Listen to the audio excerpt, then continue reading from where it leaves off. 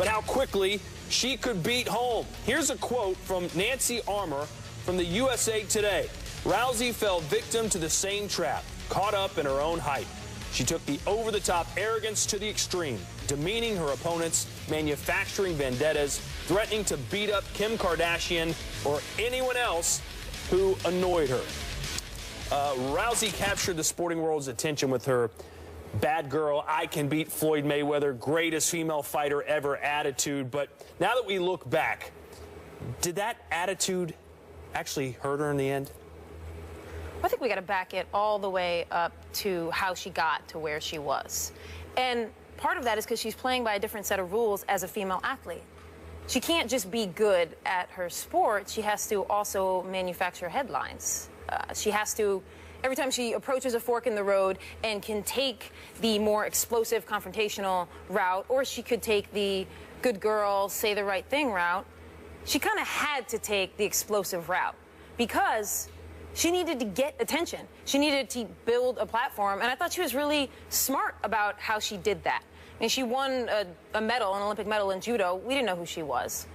Obviously, moving into a sport where it's also validating this type of confrontational behavior was helpful to her. I don't think she would have been saying the same things if she was in a basketball or a tennis. A lot of it was the climate of what MMA and UFC brings.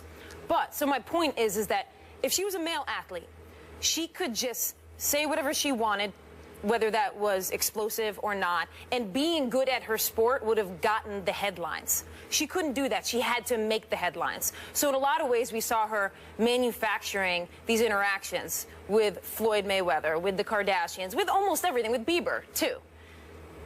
She had to do that. Now, I do think that once she built her platform, she kind of kept her foot on the gas there. And I don't know if that was habitual. I don't know if she kind of got into a rhythm of like, I'm always taking that one road. I'm always taking that one road. She already had the 1.7 million Twitter followers. Everybody was tuning into her matches. I don't know that she needed to go the extra mile with Holly, but I do know that that is how she built her platform. And so I completely understand that that was habitual for her.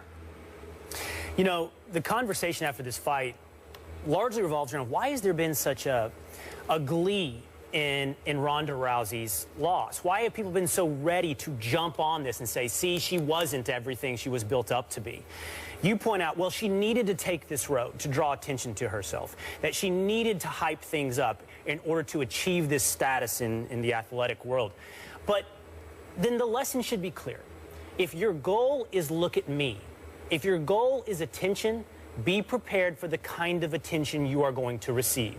It will come with the positive, and it will come with the negative. And what Ronda Rousey is experiencing this week, what people are saying this week, is a direct result of the look at me she performed for weeks. Now, I think it's interesting the words that you used, that Nancy Armour used.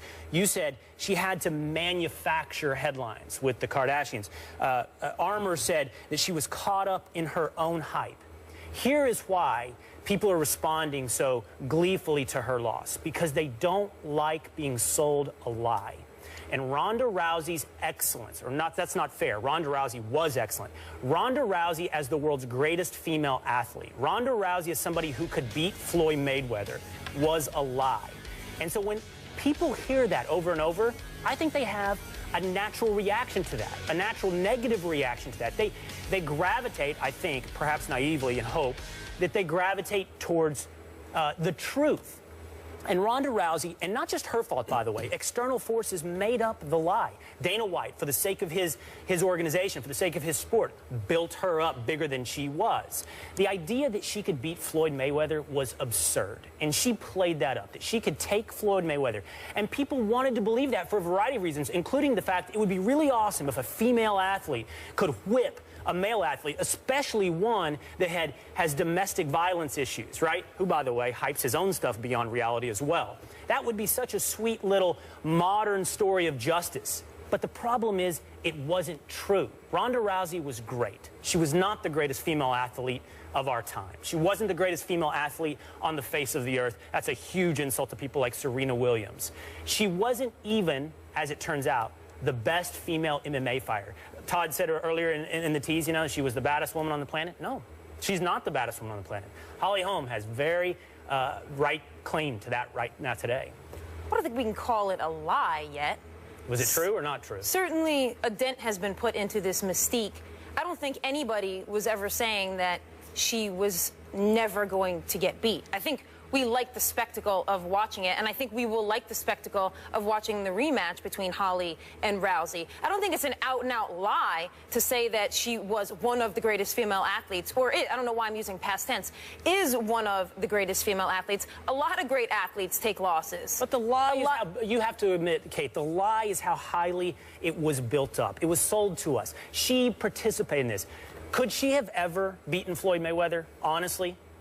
Was that ever going to happen? If she can beat Floyd Mayweather? Yes. No, of course I don't. And I'm also not a proponent who thinks like women can play in the WNBA.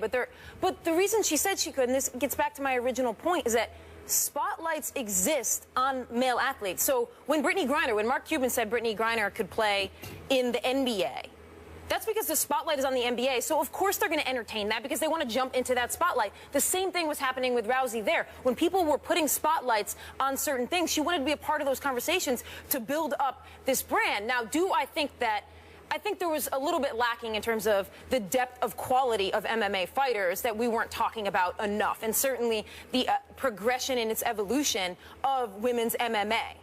It's kind of like, well, 50 years from now, I'm assuming there will be a wealth more of MMA fighters, and Ronda Rousey will be seen more as like a pioneer who played and fought at a time where the depth wasn't there. But that doesn't, all she can do is fight in the moment she's in. So I don't think that completely distracts her. I think it's a little much to say she's a lie at this point. Certainly. Well, it wasn't true. Well, what wasn't true exactly? That she could beat any human anywhere ever?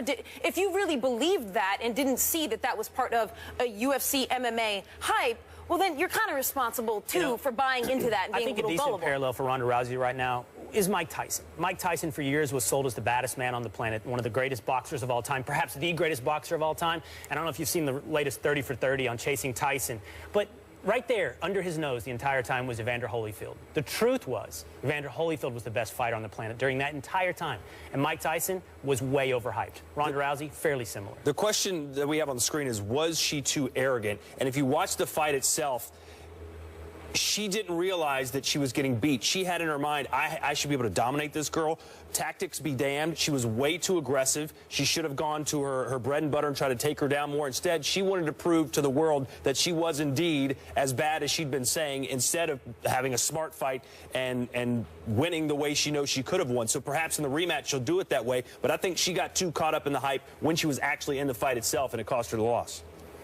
Could be. I believe she believed that hype. Yes, she believed it. The Cowboys are expected to finally have Tony Romo back this weekend. Can he save their season? Where's the halo and wings? Will's Cowboys season. Oh. And the Texans. Miracle. Texans too, you said? And a miracle. Polygamous. Not the Texans. Why are you so Texas-centric? Why? You can't Where I'm from. Yeah, but you can't support another team from another state? There's strict rules on that, Todd. We can go over what those rules are, but there are very strict rules on when you live in New York now, so you're...